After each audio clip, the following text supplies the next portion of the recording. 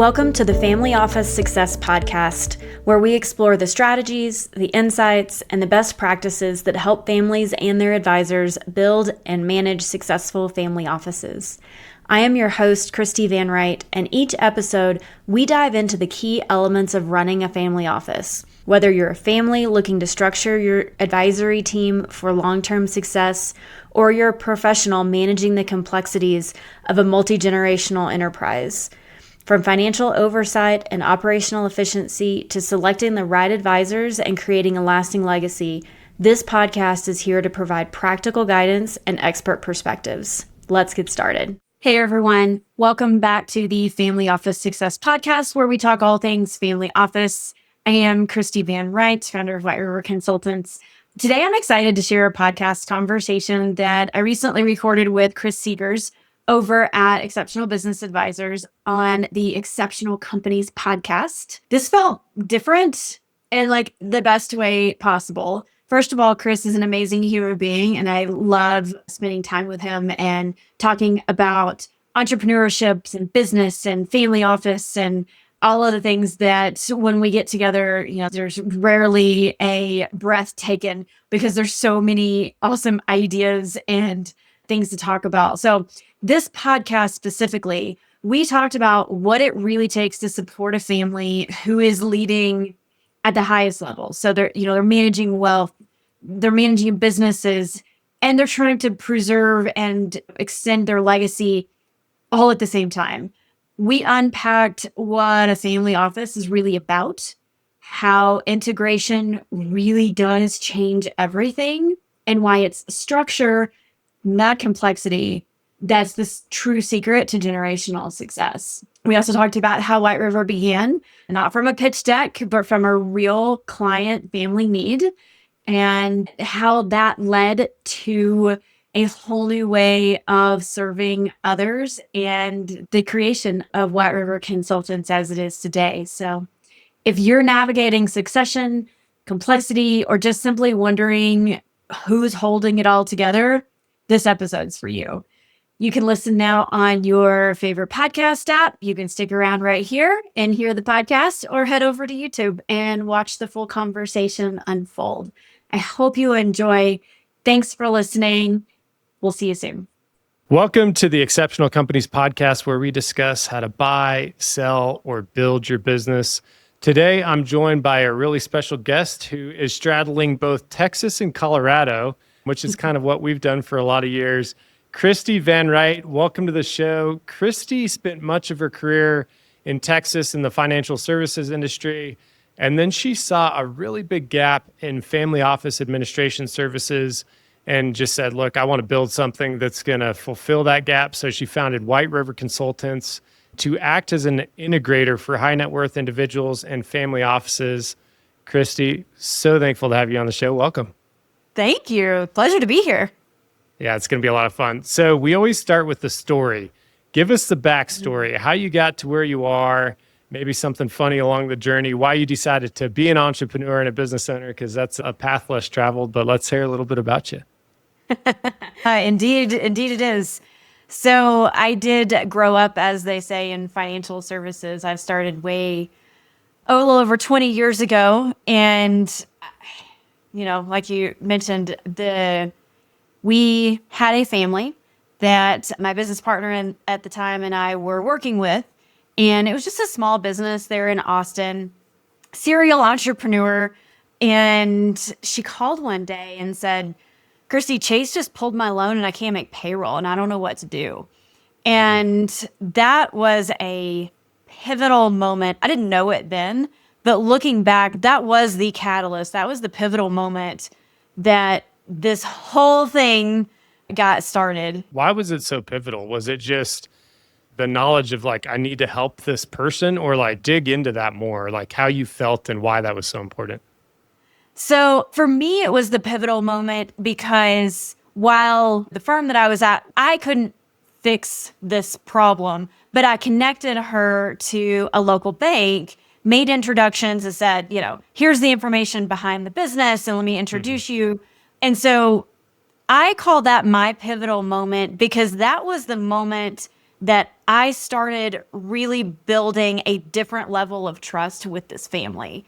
And so that's when she started calling and saying, hey, can you? Hey, how do I? Hey, can you take care of? Like, it's when all of these other questions started coming my way.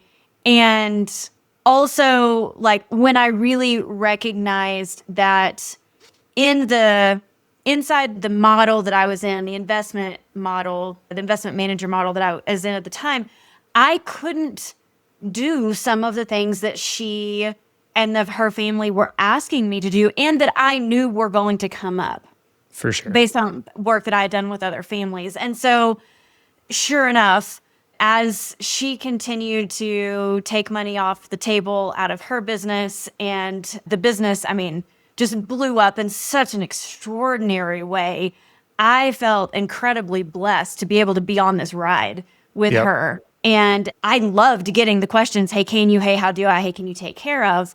Because I was learning right alongside of her.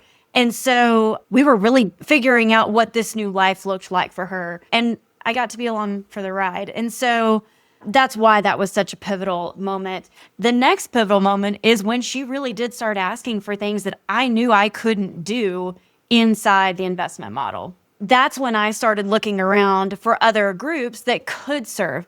I'm going to be quite honest with you. At the time, it never occurred to me that I would start a business to handle these types of families and these types of requests.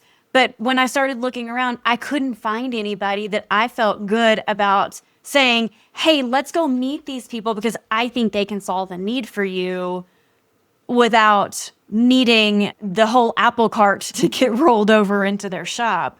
Yeah, for sure. Which was what everybody wanted. And so that I would call the second pivotal moment when I realized that this is clearly needed for this family and I can't find it in the marketplace. So if she needs it, I bet other people do too. Looking back, that was a huge risk at the time, but man, it was the one that changed my life. So yeah, and I think like as we think about entrepreneurship, that is such a common theme, which is the market is not serving this person well. There's a gap here and it's bugging me or it's bugging people around me. I'm going to go serve in that gap and do a better job. And that's one of the reasons we launched Exceptional Business Advisors years ago is we were buying businesses and selling businesses and the advisory services were so poor that we even looked at buying a business brokerage. And eventually I was like, we just have to build it because the process is so broken. We can't fix this. We have to start from scratch and create a whole nother experience for high net worth individuals, business owners looking to build sellable, valuable businesses. And that's exactly what you did with White River, which is like, hey, there's not really a playbook here. What if we just wrote the playbook and we don't really know what we're doing, but we know we can do a better job than what is being done in the marketplace. So I love that. So tell me a little bit about kind of your transition. Let's go a little personal. You guys did some really fun travel during COVID and then ended up totally changing your life, which I think is a common theme for entrepreneurs, being able to be pliable and flexible. Tell us a little bit about that and some of the experiences that came out of COVID. Yeah, I started White River in 2017, 2018. We had a little bit of time under our belts, but we had an office. Partially it was just me, and then eventually I added Michelle kind of right before COVID, actually, which was interesting.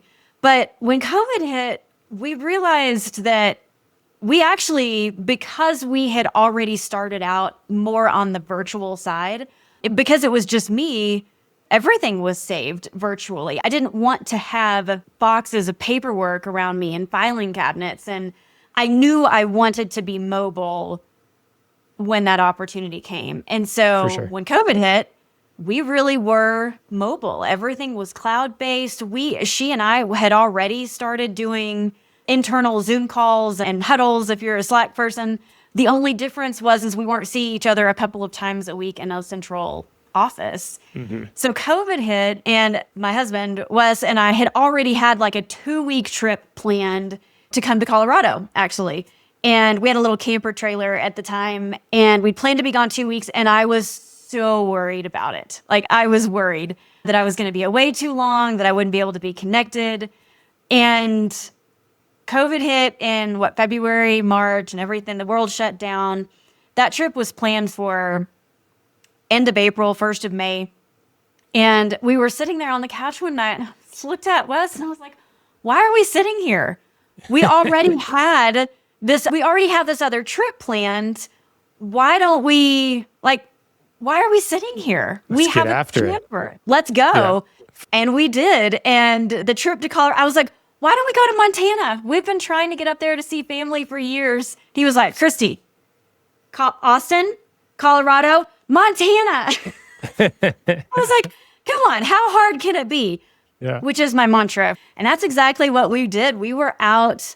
We left within just a couple of weeks of that. Once I could start getting places for us to park the trailer at night and stay. And we were gone 3.5, 4 months that first summer, just traveling around because nobody was expecting me to be anywhere. It literally gave me the foundation to say, you know what? We can do this. We can be a remote firm and I can travel and do what I want and still build a business. I love that. And I think that's such a testimony to folks about limiting beliefs, because we were the same way. We started our first business in 2012 and immediately moved to Texas. So that business was in Colorado. And everyone's like, what are you doing? You've got this business here. And I'm like, look, if we can't build systems and team around it to where it operates with us out of state, then we haven't done our job. And it was trial by fire, because once you build it and you do it, then you're like, okay, this is totally doable. And you can do it, from then on with every other business.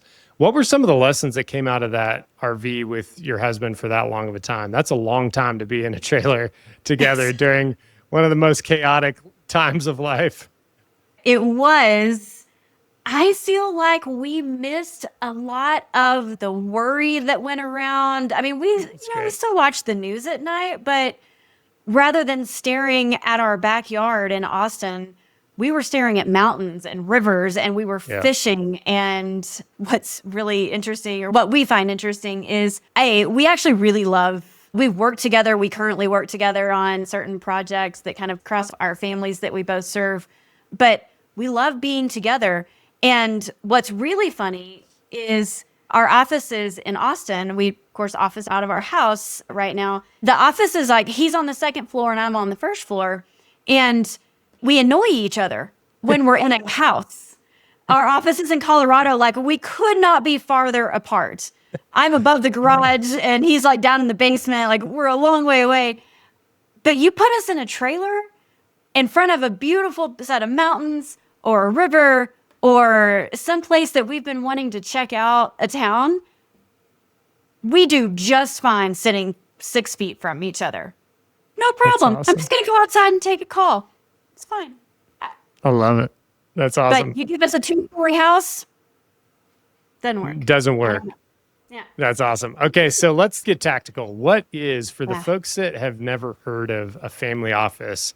So we have our own family office, Exceptional Companies, where we help people buy businesses, real estate, oil and gas assets, and do those directly ourselves. But what would be your definition or the experience you've had of what a family office is? Because it's really a lot of different things to different people, I think. It's a lot of different things. And I don't always love old adages, but this one sort of rings true. If you've seen one family office, you've seen one family office. And the reason for that is because every family is different. Our family is different from your family. It's different from the Jones family.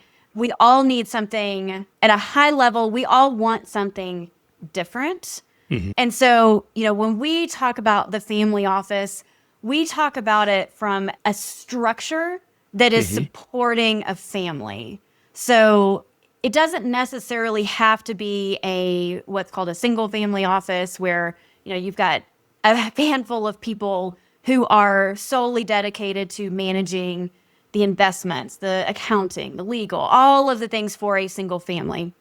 Those certainly exist, but that concept applies to a structure that a family builds around themselves to support them. I think where we move from a loose association of advisors who a family happens to have into what I consider a family office is when you have structure around it. So you've got an integrator, you've got that central person who truly does know where all the parts and pieces are and what that bigger picture is to manage the business of the family. So the family isn't having to manage another business, because a lot of our families are entrepreneurs. You touched on a super important thing, which is, in my belief, the personal values, goals, et cetera, of the family should drive the strategy of the family office, not vice versa. And that's what we've done ourselves. And even with our clients, when somebody comes in and says, should I sell a business, or should I buy a business, or should I do these things? We always start with, well, what are your personal goals and wealth goals? And those should drive the thing that you're doing, like the strategy and the execution piece of it, not vice versa. I think what happens a lot of time is the tail does wag the dog, and the assets and investments are driving the strategy and sucking the life out of the family members involved in it. And it's like, well, that's not really what it is.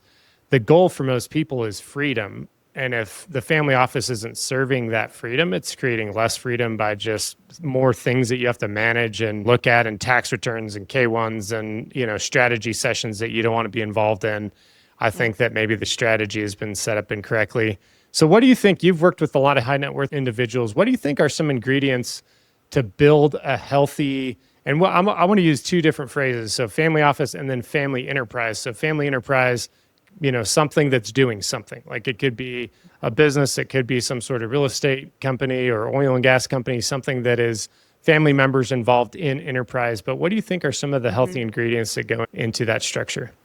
You hit the nail on the head just now, Chris. Building a healthy family office doesn't start with, my friend Bill uses this group and he says they're great and they do all of these things for his family. That is a way to get into the family office world. But if a family comes at it from the perspective of what are your values and what do you actually want out of your system? How do you want this system, this group of people to support you and your family? Now you're talking like real stuff. Some families don't care if their accounting books and records are detailed down to what company we bought the dog's food from last month. Others, they want to see that broken out. Well, those are different things. Investment reporting, consolidated. Some are really heavy into private equity and they want people that can bring deals. Others just want it to be tracked and make sure entity legal documents are kept up to date and things like that. And so if a family can really think about or have a conversation with a family office integrator, a family office support system, to really dig down and say, what do we really want? And how do we want our family to be supported? That is such a better foundation for bringing together a group of advisors to build from. And I think that it's the same thing on the enterprise side. The thing about having a system, a family office system is effectively what it is there are clear roles and there are definitions for who's doing what. And it's not necessarily you're going to stay in your lane, but it definitely is you are responsible for these things for this family. And we need you to play your role here because there are other things waiting. And so when, families are coming together on more of an enterprise level where they're investing together, they're buying businesses together and really participating actively as a family, I think the best thing that they can do is have clear roles and responsibilities. They know, why are we here? Why are we actually making this investment? Why are we buying this business? So having a very clear why, and then, having that continuity set up. It's one thing to be able to have someone managing that day to day, but at the end of the day, that has to get transferred. It's got to be able to be transitioned from the current CEO to the next CEO. And so thinking about those things from the beginning, I think just sets such a solid touchstone for families to come back to when times get hard. And as you know, they do. For sure. I love that. And I think what has worked really well for us, and I think you utilize it too in some form or fashion, is we use a system called EOS. And we use it not only in our businesses, but also at the family office level. So we have, they call it a VTO, a 2-page business plan. We've got that for our individual business units or enterprises or real estate or oil and gas. And then we also have a family office level VTO that all of those feed into to make sure that we're doing the things that the family enterprise should be doing to serve the family office that should serve the individuals. And we actually run it in our family ranch. So we're pretty big into ag as a family. And once we used EOS, I can tell you, I've been involved in that ranch since I was tiny. And we never had a structure and accountability and scorecards. And now we had the most profitable year we've ever had last year. Everybody knows what they should be doing. There's accountability both for our employees and for the family that's involved in that leadership discussion. And it just takes a lot of friction away because now we're like, hey, we run this system and the system says we should do this thing this way. And it's not my way, it's not your way. And, you know, if you don't want to be in the system, then that's okay.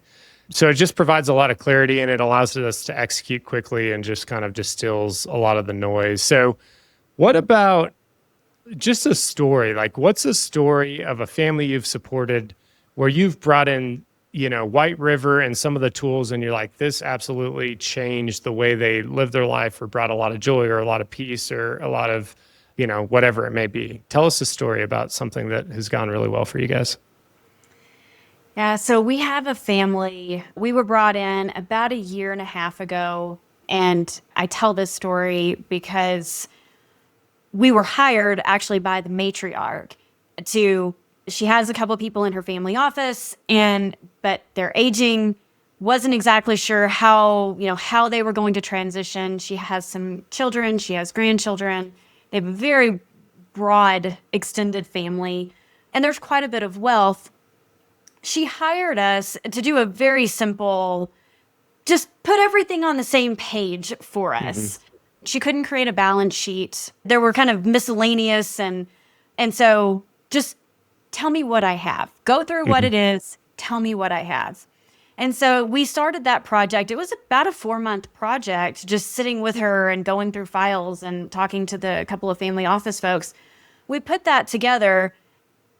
And it just continued to lead into, hey, can you also go and look at this? Mm-hmm. Hey, can you also set up a new general ledger system?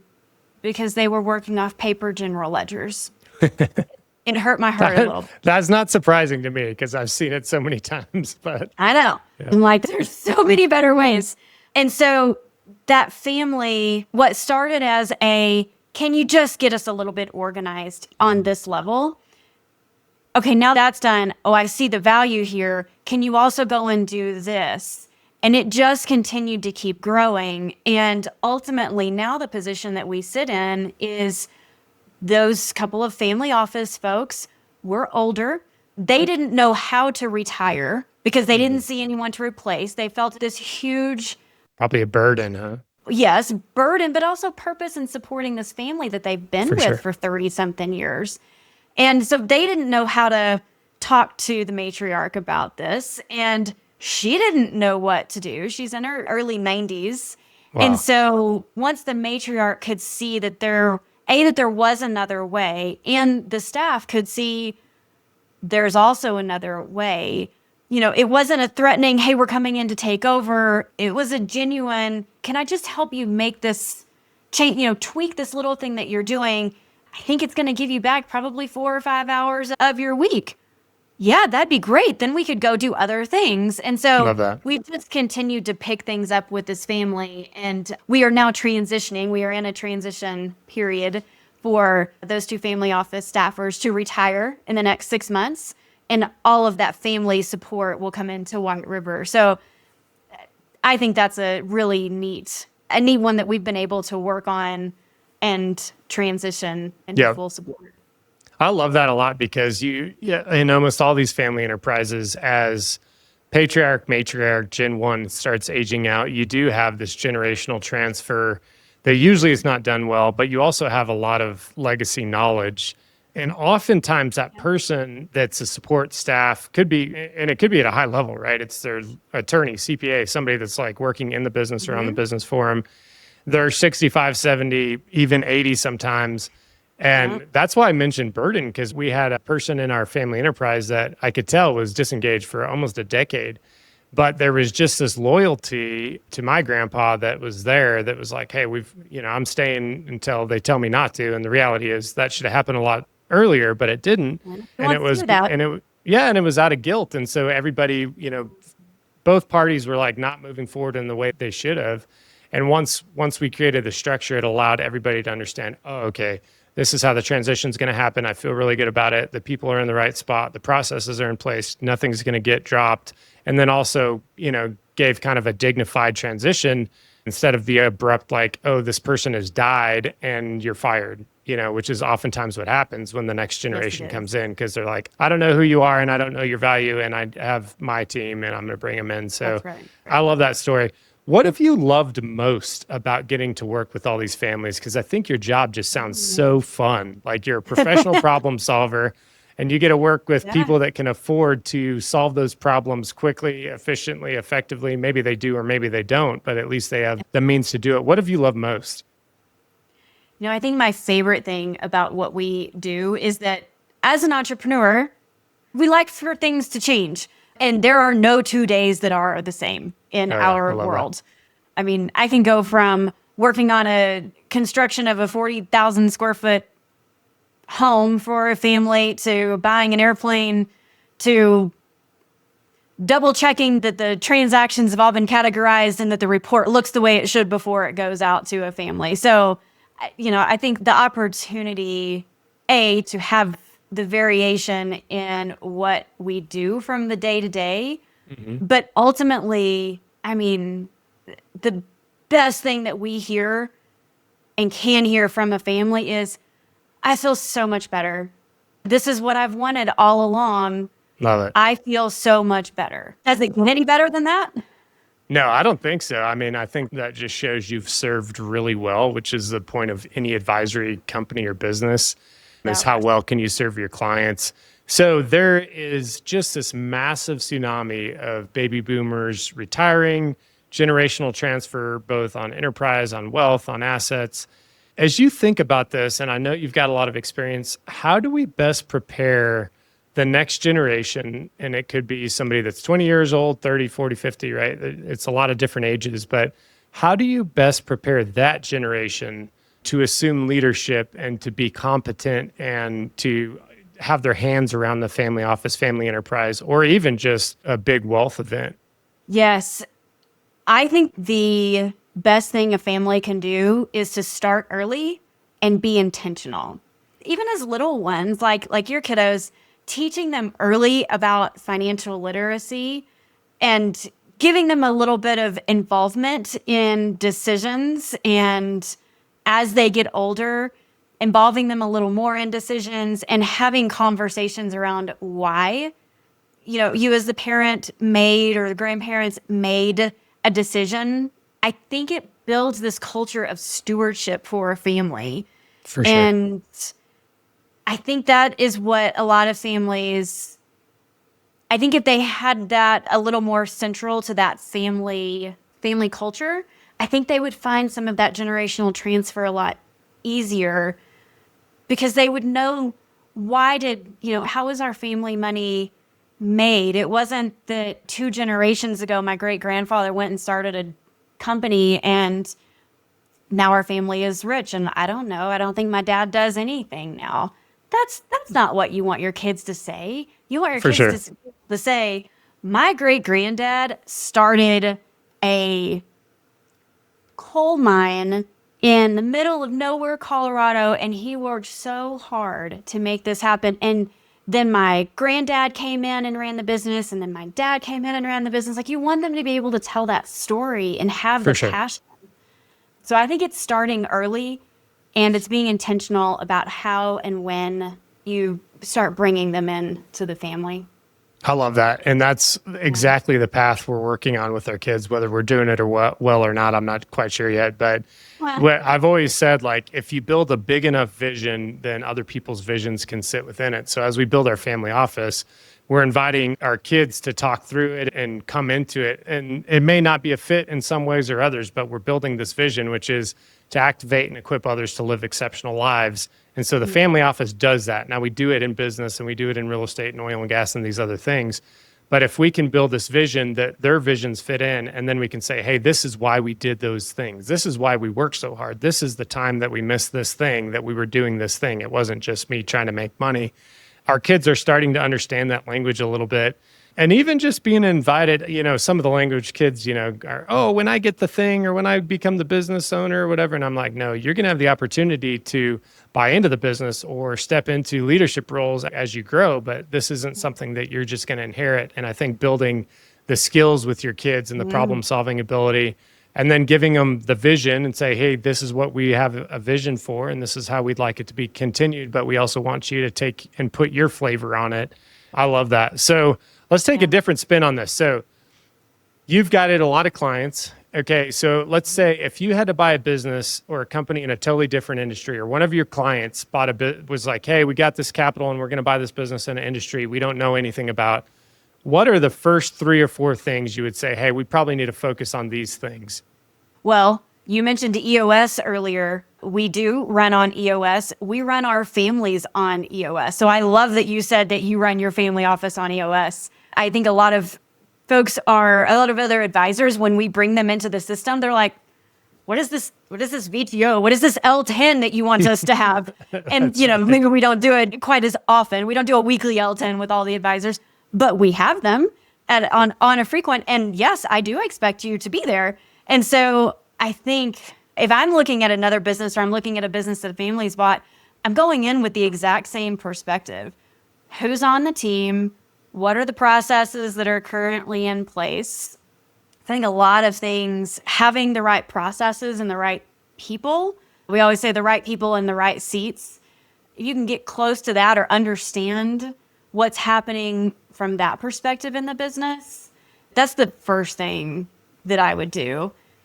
I think the next thing is getting into the cash flow. You got to get into those books because you got to know your numbers. Yeah. You got to know your numbers. So many details lie in those numbers. And if a business is selling, we both know you can make a business look really good on the books. And so digging into what's really happening, what's been happening, I think would probably be my quick second to get a handle on where cash flow is going. And there's almost always, in any business, there's almost always a place that you can find little leaks here and there, little gems that you can, tweak something or just not have. And usually pick up a little cash flow. I love that. Yeah. And for us, like when we think about it, that ties in perfectly because we say the 3 Ps, whether we're selling a business or evaluating it to buy: your people, your processes, and your profitability. Like those 3 Ps. If we just analyze those and get those right, even if we get them 70% right and continue to progress with EOS through that, if we can get a handle on those 3 things, there's a lot of other things and other variables that go into it. But those are the things that we always are like, you got to get those 3 right. And also when you're buying a business or going into a new industry, there's going to be deficiencies in any of those 3, but as long as you bake that into the underwriting and due diligence, then that's okay. Like if hey, this person is not in the right GM role, we're going to have to replace them and it's going to cost us, but we've baked that into the price, you're going to be fine. But if you haven't identified that, then it becomes, I think, pretty difficult. So let me ask a couple other questions. So I want to close. We generally are kind of 30 to 40 minutes. So let me ask 2 questions that I love closing with. One is, what is some really bad counsel or advice you've gotten along the way? And you don't have to share who gave it to you. Sometimes it's family members, sometimes it's friends, sometimes it's well-meaning people that don't know anything about the thing that you're doing. But what's some bad advice that somebody gave you that you're like, hey, if you're a young entrepreneur and someone gives you this advice, don't take it? I do feel like I got quite a bit of bad advice in the beginning, but the one that I would pass on is when people say, take any client. Like, you just need clients. You just got to get started. I can absolutely empathize with that saying that, but the reality is there's a good chance that's actually going to cost you more in the long run than had you known who your target audience was from the beginning and just went after it wholeheartedly. So saying yes to every client typically ends up being more costly in the long run. So I love that. And we just had a case last week where I was on a call with a prospective client for our A&D advisory service. And this person was just being such a jerk and just like such a bad culture fit. And so I just kind of quietly wrapped up the call and said, okay, it sounds like, maybe we're not a fit at this point in time. We totally could have helped this person, but I was like, I don't want to put our team through this.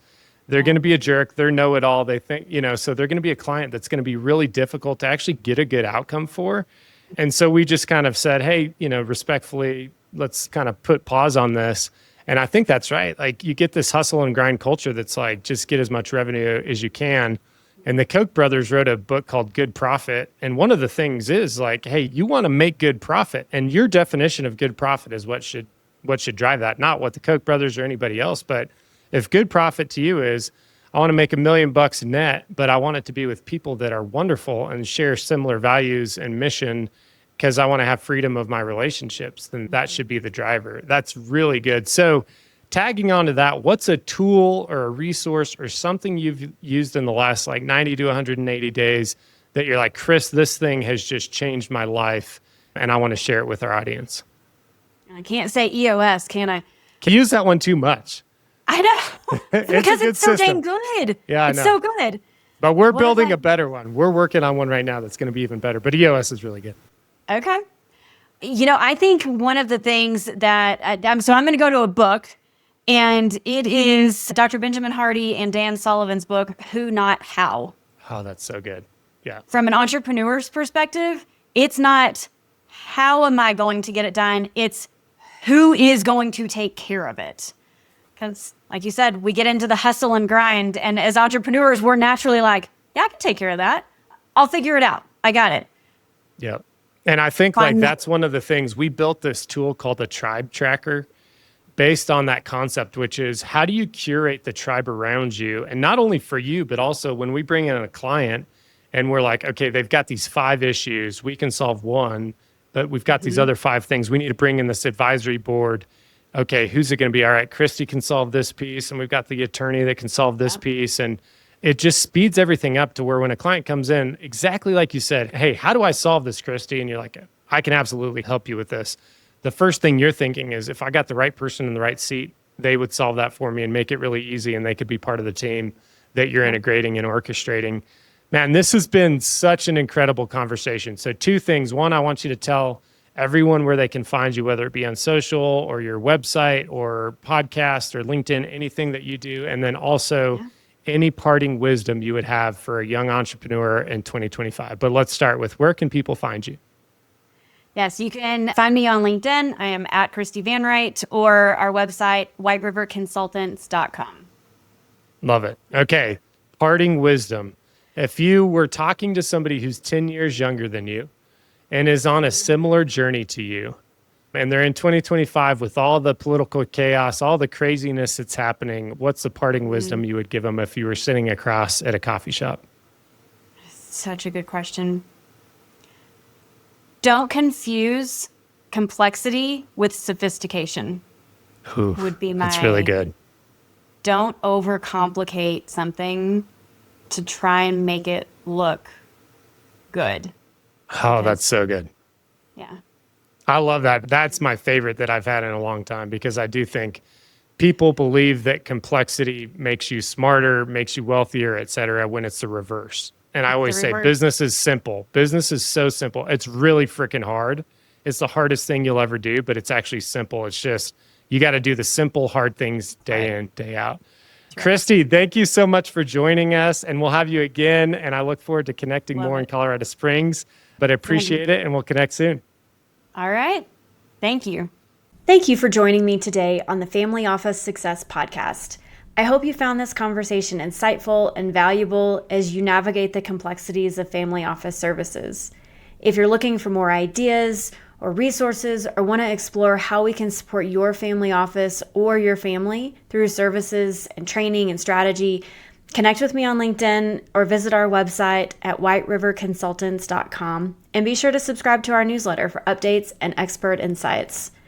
And if you're ready to take your family office to the next level, consider joining our mastermind, where we can help you manage that chaos and create better outcomes for the families you serve. Until next time, I'm Christi Van Wright, and this has been the Family Office Success Podcast. Take care and keep building for the future.